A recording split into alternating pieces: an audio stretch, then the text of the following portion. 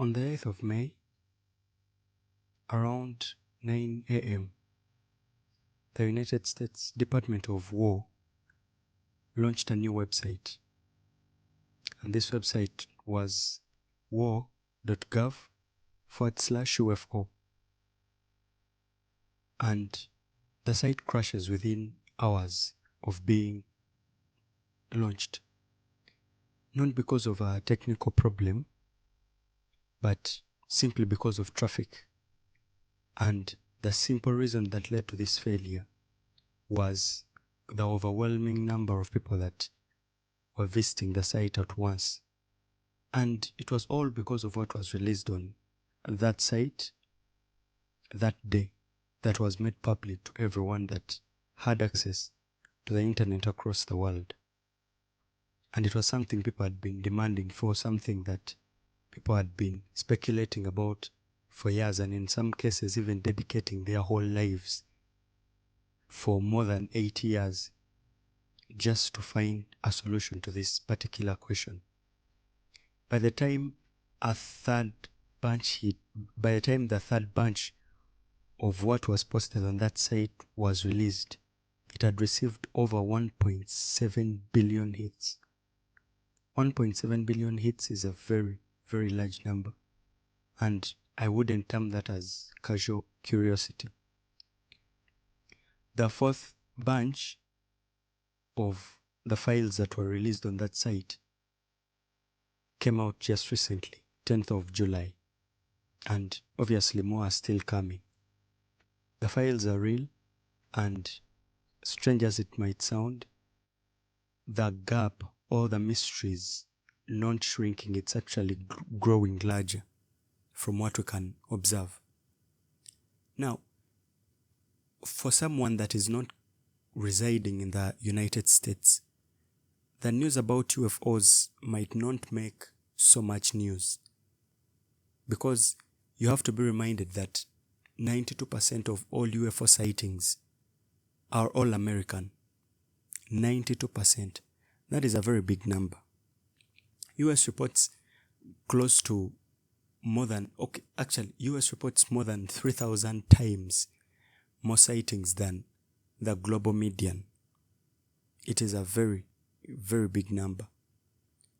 Now, the reason is simply, arguably, I would say the reason is because the United States itself, it's where this culture has been promoted to. I would say it's because they have the largest air force.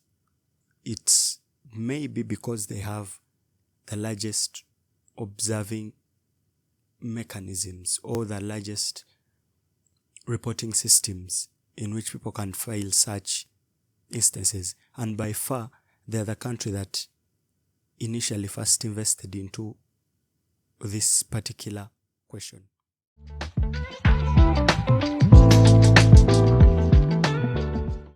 Yeah, my name is Ezra, and welcome to Stellar Insight.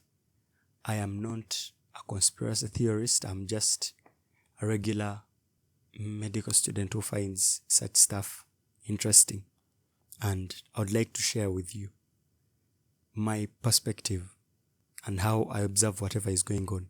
Trust me, no PhD is required. It's very simple. Now, the PASUS program has so far released 4 tranches of these particular files as of July this very year, and thousands of documents are included within these. They include documents from the Pentagon, FBI, CIA, NASA, the Department of Energy, that stretch as far as 1944 to this particular year. The first batch was released on May 8th, and it had about 162 records. It included Apollo 11, 12, and 17 footage of strange lights near the lunar surface. Now, some of that was already publicly available, but it obviously hits different when it is included in this archive of government-released documents. So you can easily speculate, even though they were already obvious explanations to some of those particular things. The second bunch was released on 12th of June, and it included over 2 hours of Apollo 16 audio recordings. Now, speakers in some of these recordings are heard make mention of alien star bases offhand. Gordon Cooper, a Mercury astronaut from 1962, in one of those recordings is heard telling Crockett, who is a journalist, that he knows credible people that have seen things that nobody can explain. Gordo, you expressed interest at one time in unidentified flying objects, the feeling that there might be something to all these stories. Do you still feel that way? Well, I feel that there have been a large number of fairly well qualified, or exceptionally well qualified, I should say, people who have seen objects that have not had any really logical explanation other than this. I think that maybe, in fact, each and every one of them does have an explanation. The fourth bunch was released on July 10th. And in one of these, there's an aviator with over 28 hours of Air Force training. And in one of those recordings, is heard make mention of seeing and witnessing things unlike what he had ever seen in his entire life near the Pentagon plant, which is a U.S. nuclear weapons facility. He described the object as being diamond-shaped and silent. It never had propulsion and accelerated and could change direction with such very high velocities. Now, to be honest, Arrow says majority of these anomalies can be explained with just conventional knowledge of what we already know. But about 40% have no clear explanation. To bring that to perspective, if there were 100 files that were released, we can explain away 60%. And 40% it's even a conservative estimate. And that is way too big to be unresolved, considering the fact that we have all this technology currently. And these things are happening in probably one of the most developed countries on the face of the earth. With all their machines, with all their knowledge and understanding, we still cannot find or resolve what 40% of these things mean. Now, try to understand me here. This is not an American story. This is a story that concerns all of us, as in the entire world. Because for so long, the question about life beyond what we know or what we understand has lingered. And it has been a question that has been asked by the entire human race. It is what led to exploration. And that exploration grew from visiting continents to visiting moons, now the desire to visit other planets like we are witnessing today. Now, what could all of this mean? There are about 4 categories that credible scientists can use to explain some of these phenomena that are displayed in these files and videos. 1, and this I think is the most obvious one, foreign military technology. China and Russia have become very good at hypersonic and drone technology. Now, it's possible that they might have developed tech that the US alone cannot identify, and they might categorize as anomalous.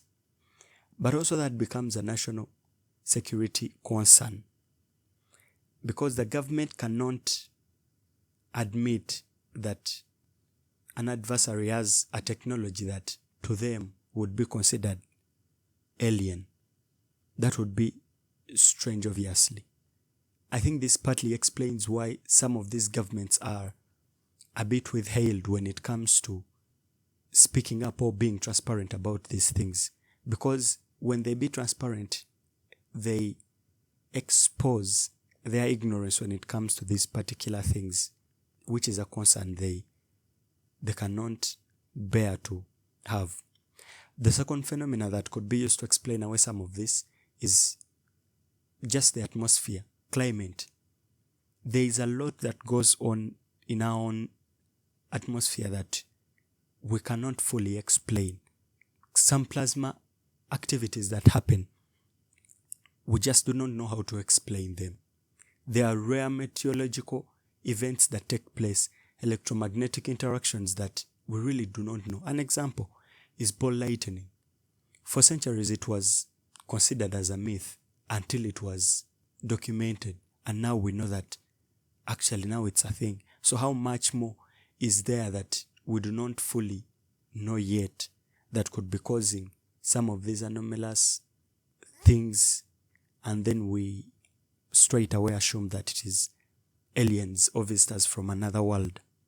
The third is sense artifacts and human perception. This one we know for a fact because some of these machines, they're advanced, but they still have errors built in some of them. Infrared and radars can pick objects in different wavelengths, and as strange as it might sound, now it's the task of our brains to interpret what they pick. And one of the third truths is that to one unlearned eye, you straight away try to imagine something into one image, and yet it was picked by maybe radio signal or infrared. So you straight away try to picture that as an image in your brain, which can be very misleading.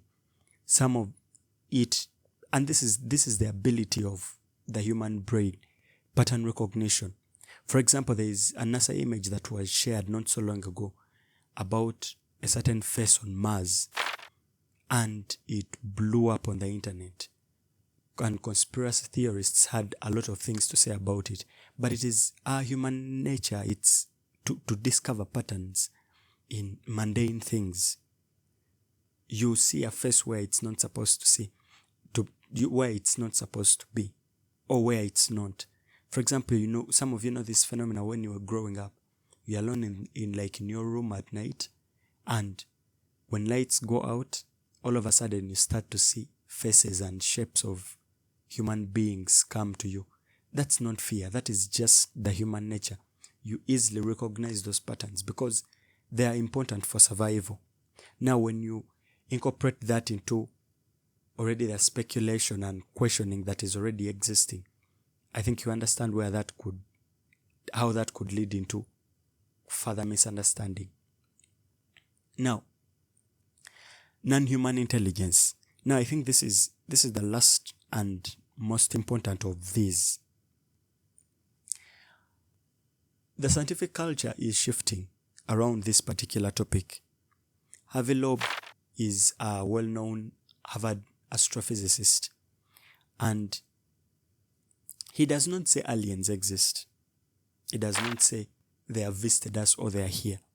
But for him, is like his suggestion has always been that scientists have rushed to dismiss this entire topic and calling it nonsense. Strange as it might sound, for someone who is not aware, it is scientists largely that have dismissed this as mythical, as conspiracy, straight up. For him, he demands that the very systems we use to examine other things are the same we should apply to solving this question about extraterrestrial life. Because let me try to put this to perspective. There are about 2 trillion galaxies in the observable universe, like the chunk of what we can see. We can see 2 trillion galaxies in that. Now, in those, there is about 100 to 400 billion stars in our own galaxy, just the Milky Way galaxy. And this is a conservative estimate, around 100 to 400 billion stars. And assuming, it's not really an assumption, but let's say 1 in 5 suns of the 400 billion has an Earth-sized planet that is in the habitable zone. Now, that could translate to millions of potential places that could host life. Even if half of that had life, that finds us in a conundrum that we cannot get out of. I don't know if you've heard of something called the Drake equation. It was developed by an astronaut. And he in his idea, he develops this equation in which you plug in numbers and it gives you an estimate of possible intelligent civilizations that could exist at a particular time. And it ranges from somewhere 0 to millions, And the possibility is something we cannot dismiss, that there is life out there. Because the universe has been around for around 13.8 billion years. That is plenty of time for intelligence to develop in far places than we can reach. Listen, none of this proves what is written in the files or what is contained there. But it is something to think about and to change the way you look at what the media is spreading and what people are talking about. Now, my other question is, why now? Why is it happening now? Why is all of this being released now? Because the US has held these files at least from 1947. Project Blue Book was started in 1952 and it went to 1969. And in Project Blue Book, close to 12,000 reports were studied about UFOs. And after that, it was buried. And they concluded that UFOs did not pose any national security problem. The Trump administration, one of their initiatives was transparency. And I think this is one of the reasons why this is happening this particular time. Because if you can recall, during Trump's campaigns, he emphasized how he's going to be transparent when he steps into office. And he has been on this sprint of releasing very classified things that were never publicly available to the public. You can recall the case with the Kennedy files. And now we are in the middle of this as well.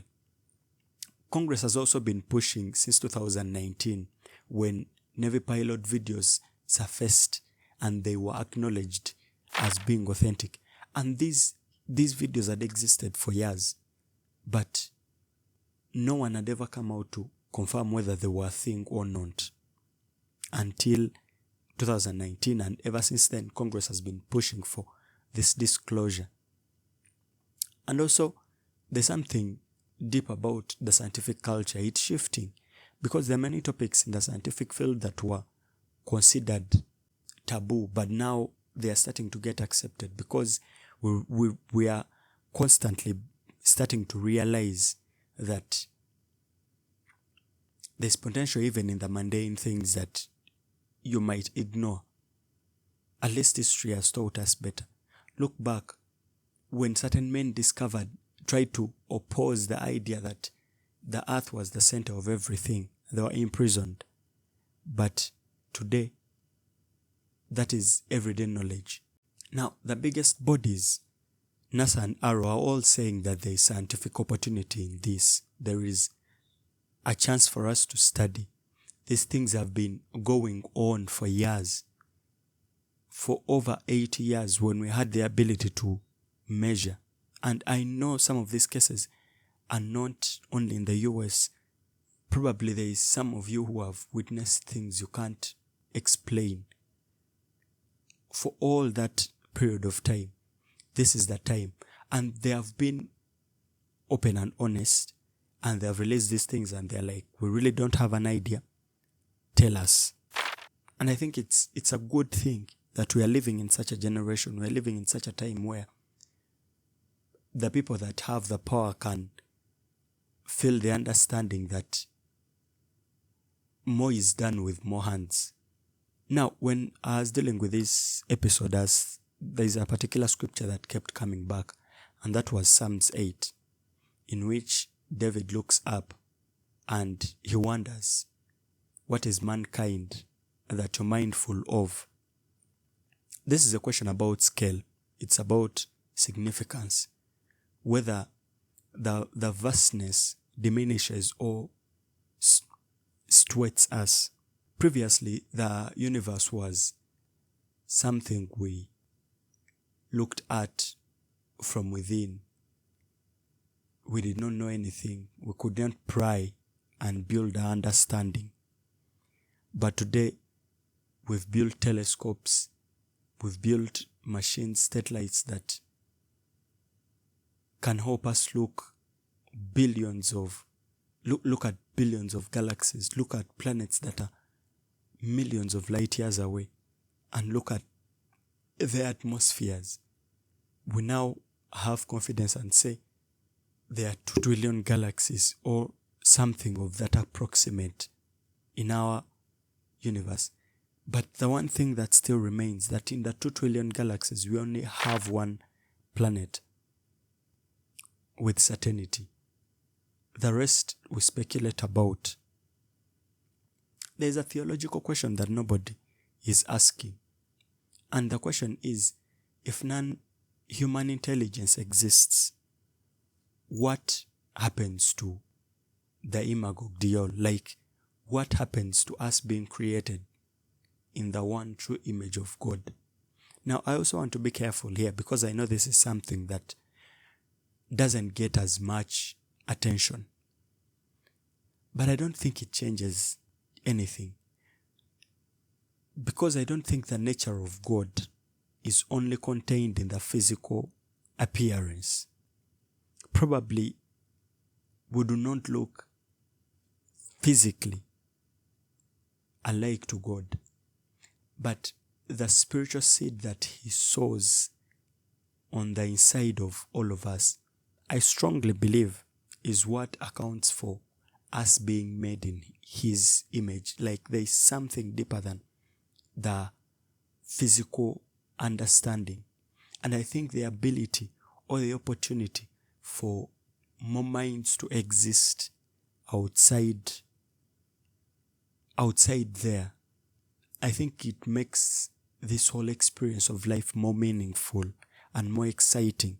Unless we get something more exciting to live for, something to be eager. That Elon Musk often says that we should have things that make us proud of being humans, of existing. And that whole idea of chasing this one thing, chasing this opportunity to go and see, to explore, I think it's a very good thing that should make each and every one of us proud of being alive. C.S. Lewis, in his 1950s writings, he says that existence of rational creatures does not undermine our faith. It does not undermine the Christian faith. He actually says that he rather thinks that it would make it complicated in a more interesting way. And C.S. Lewis is well known for having that out-of-the-box thinking when it comes to such topics, and is probably correct about this. I think what's most extraordinary is not the orbs that are in the videos or the government keeping this as a secret for over 80 years. I think the most interesting thing is that after all that time, they are letting us in, they are letting the entire world in and asking, this is a human thing. It's no longer about powers, it's no longer about governments. we need to find an answer to this particular question. The universe is not obligated to make sense to us. I don't think it has ever been that way. It's not obligated to be simple.